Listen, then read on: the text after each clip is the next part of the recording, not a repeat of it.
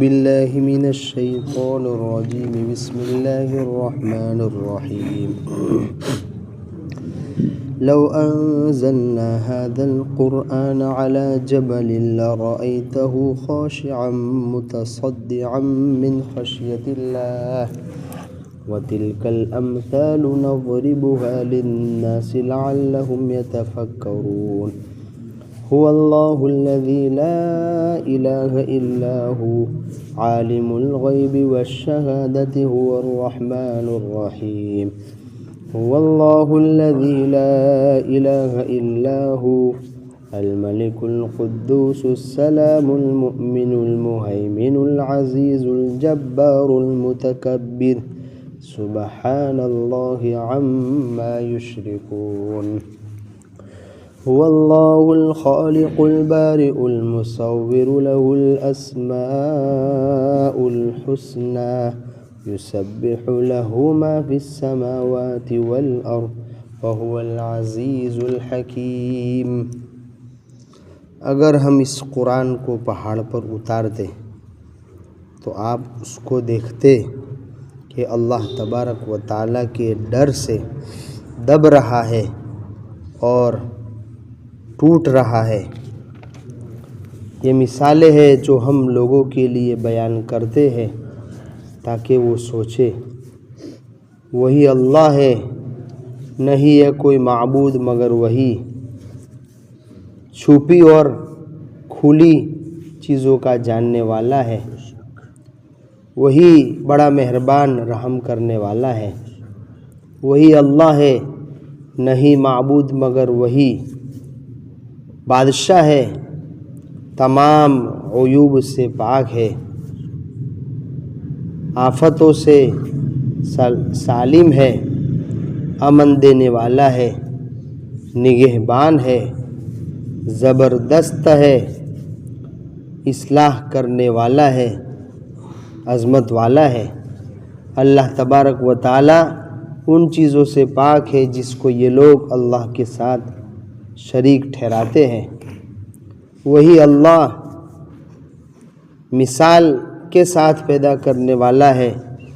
بغیر مثال کے پیدا کرنے والا ہے، تصویر بنانے والا ہے،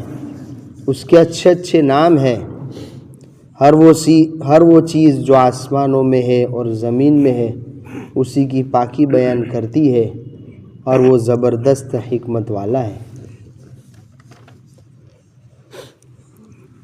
اوپر اللہ تبارک و تعالیٰ نے مومنین کو خطاب کر کے فرمایا تھا کہ تم اللہ تبارک و تعالیٰ سے ڈرو اچھے اعمال کر کے، اور تم اللہ تبارک و تعالیٰ سے ڈرو برے اعمال سے بچ کر۔ اب یہ اچھے اعمال اور برے اعمال جن راستے سے انسانوں کو بتائے جا رہے ہیں، یعنی قرآن کے راستے سے، اب اللہ تبارک و تعالی اس قرآن کے بارے میں فرما رہے ہیں کہ مومنین کو کیا ہو گیا ہے کہ قرآن ان کے دل پر اثر نہیں کرتا، حالانکہ قرآن مجید کی تاثیر، قرآن مجید کا اثر کتنا بڑا ہے۔ اور ظاہر سی بات ہے کہ قرآن اللہ تبارک و تعالیٰ کا کلام ہے، اور ایک جملہ مشہور ہے، کلام الملوکی ملوک الکلام، بادشاہ کا کلام کلاموں کا بادشاہ ہوتا ہے۔ تو جب یہ قرآن مجید اللہ تبارک و تعالیٰ کا کلام ہے جو تمام جہانوں کا بادشاہ ہے، تو اس کا کلام بھی تمام کلاموں کا بادشاہ ہوگا، تو اس کی تاثیر، اس کا دل پر اپنا اثر چھوڑنا ایک انوکھی چیز ہوگی۔ لیکن انسان کو کیا ہو گیا ہے کہ اس کے دل پر اثر انداز نہیں ہوتا۔ وجہ یہ ہے کہ قرآن کو جس عظمت کے ساتھ پڑھنا چاہیے، قرآن کے جو آداب ہے، جو ادب ہے، ان ادب کی رعایت کرتے ہوئے پڑھنا چاہیے۔ ایک مومن اس طرح نہیں پڑھ رہا ہے، غفلت کے ساتھ قرآن مجید لے کر بیٹھ گیا، قرآن مجید کی تلاوت ہو رہی ہے اور موبائل بج رہا ہے، آدمی موبائل میں لگ گیا، قرآن مجید کی تلاوت ہو رہی ہے، کوئی ساتھی آیا اس کے ساتھ بات کرنے میں لگ گیا، اگر اس قرآن مجید کو دھیان سے توجہ کے ساتھ لو لگا کر یہ سمجھ کر، جیسے صحابہ کرام کہتے ہذا کلام ربی ہذا کلام ربی، جب قرآن مجید کو پڑھنے کے لیے کھولتے تھے تو یہ کہہ کر کہ ہذا کلام ربی، یہ میرے رب کا کلام ہے، یہ میرے رب کا کلام ہے، یہ کہتے ہوئے پہلے تو بے ہوش ہو جاتے تھے کہ آیا اس قرآن مجید کے پڑھنے میں اپنے رب کا حق ادا کر سکوں گا یا نہیں، اس طرح بولتے بولتے بے ہوش ہو جاتے تھے۔ اس کے بعد پھر جب افاقہ ہوتا تھا تب تلاوت کرتے تھے۔ اگر اس طرح قرآن مجید کو پڑھا جائے تو اس کا دل پر جو اثر ہے قرآن مجید اس کو بیان کر رہا ہے۔ مان لو ایک پہاڑ جو دنیا میں سب سے زیادہ ٹھوس، سب سے زیادہ مضبوط چیز سمجھی جاتی ہے، پہاڑ، اگر ہم اس قرآن مجید کو اس پہاڑ پر اتار دیتے اور اس کو سمجھ دے دیتے، شعور دے دیتے، جیسے انسان کو سمجھ ہوتی ہے، شعور ہوتا ہے، جانور کو ہوتا ہے، اگر وہی احساس اگر ہم اس پہاڑ کو دیتے تو وہ پہاڑ بھی اللہ تبارک و تعالیٰ کے اس قرآن مجید کے اس پر نازل کرنے کی وجہ سے ریزہ ریزہ ہو جاتا، ٹوٹ جاتا، چورا چورا بن جاتا۔ یہ قرآن مجید کی تاثیر ہے۔ اور روایتوں میں آتا ہے اللہ کے رسول صلی اللہ علیہ وسلم کے لیے جب ممبر بنایا گیا، پہلے آپ کسی جگہ ایک لکڑی کا سہارا لے کر خطبہ دیا کرتے تھے، لیکن جب ممبر بنایا گیا تو حضور صلی اللہ علیہ وسلم وہ ممبر پر تشریف لے گئے، تو وہ جو حنانہ نامی جو لکڑی کا تنا تھا وہ رونے لگا،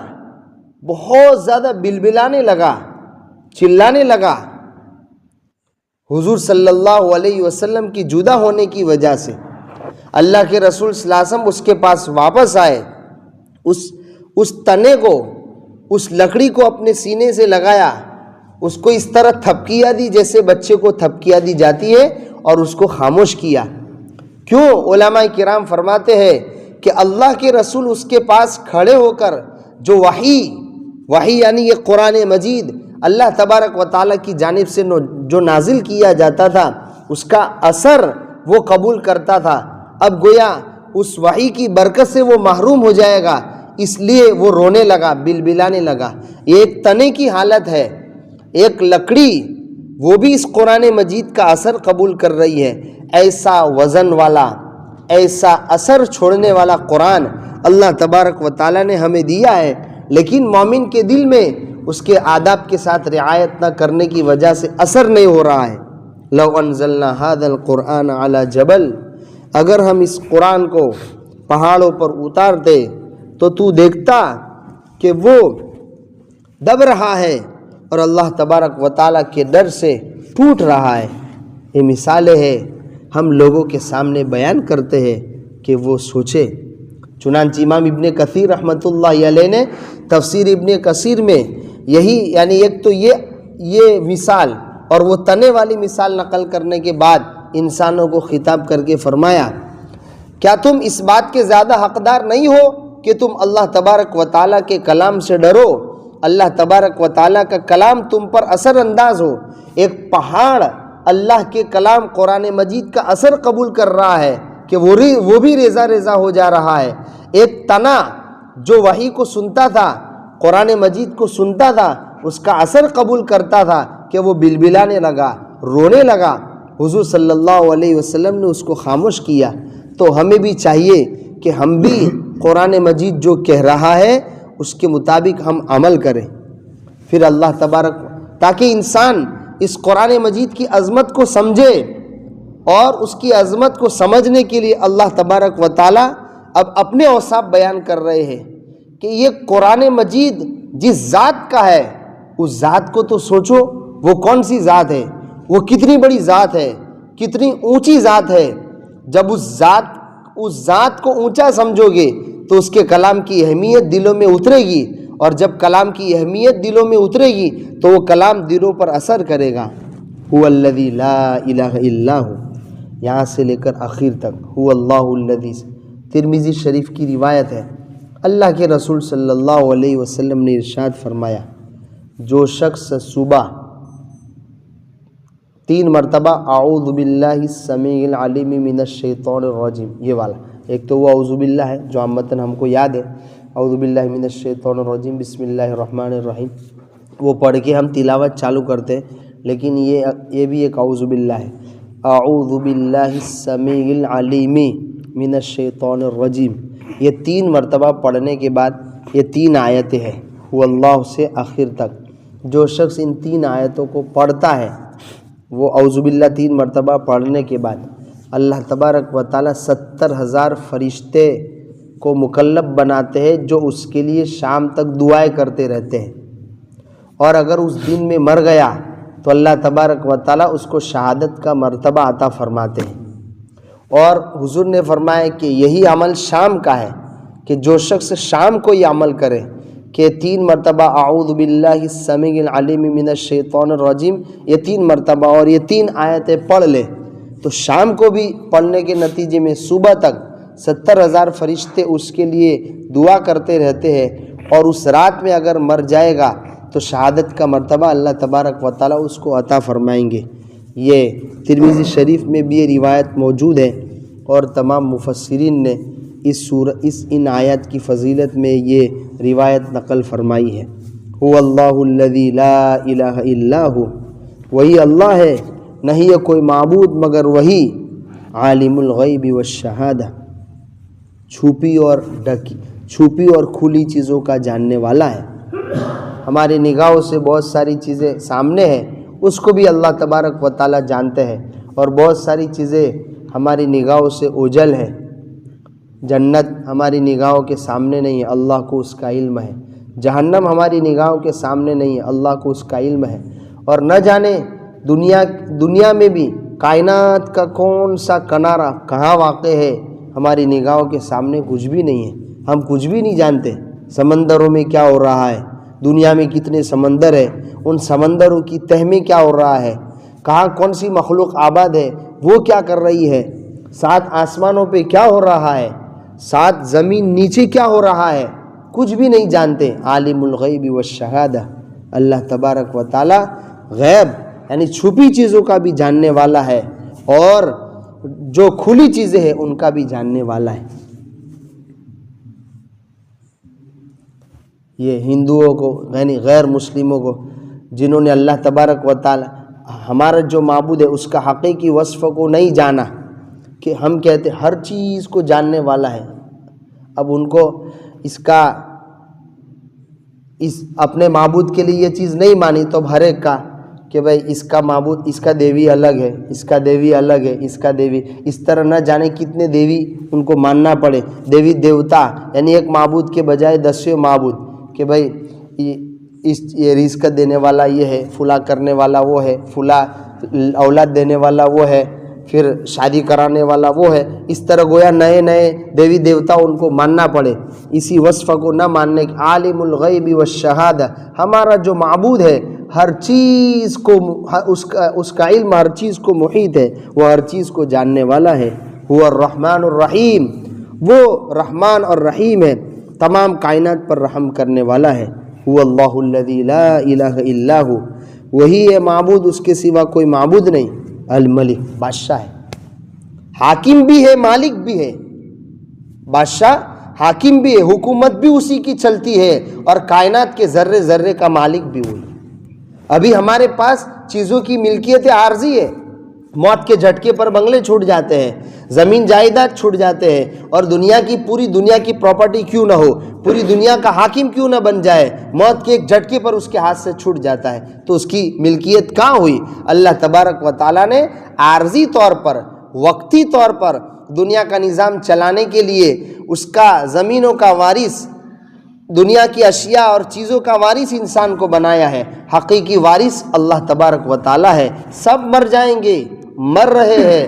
ایک باپ داداؤں کے پاس ہمارا مکان تھا، ان کے انتقال کے بعد ہمارے پاس آیا، ہم مر جائیں گے، ہماری دنیا دیکھ رہی ہے، اور سب کو جانا ہے ہر چیز کا وارث اللہ کی ذات ہے، وہی سب چیز کا مالک ہے، وہی سب چیز کا حکیم ہے۔ القدوس،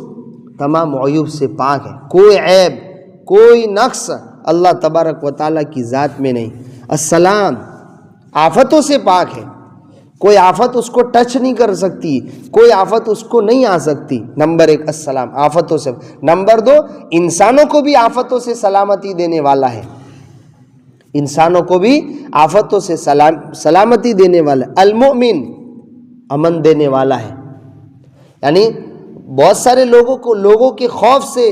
کبھی امن ہو جاتا ہے، اللہ ہی امن دے رہے ہیں، ورنہ اس کے دل میں کسی حاکم وقت کا ڈر تھا، لیکن اللہ تبارک و تعالیٰ نے اس دنیا کے حاکم کا ڈر اس کے دل سے نکال دیا اور اس میں مطمئن کر دیا، یہ امن۔ اسی طرح اللہ تبارک و تعالیٰ امن دینے والے ہیں، یعنی ہر انسان کو اللہ تبارک و تعالیٰ سے یہ بھی امن ہے کہ میرا رب میرے ساتھ ظلم نہیں کرے گا، میرا رب میرے ساتھ ناانصافی نہیں کرے گا، میرا رب مجھے میری نیکیوں کا بدلہ دے گا، میرا رب ایسا نہیں ہے کہ میری نیکیوں کا اجر ہی نہ ملے۔ اس سے بھی ہر انسان اس اللہ تبارک و تعالیٰ کی ذات سے امن میں ہے، بے خوف ہے کہ میں نیکی کروں اور میرا خدا مجھے اس نیکی کا صلہ اور بدلہ نہ دے، ایسا ہو ہی نہیں سکتا ہے۔ المومن اللہ تبارک و تعالیٰ امن دینے والے ہیں۔ دوسری کچھ صفات آئندہ سبحان اللہ و بحمدہ سبحانک اللہم و بحمدک نشہد ان لا الہ الا انت نستغفرک و نتوب الیک سبحان ربک رب العزت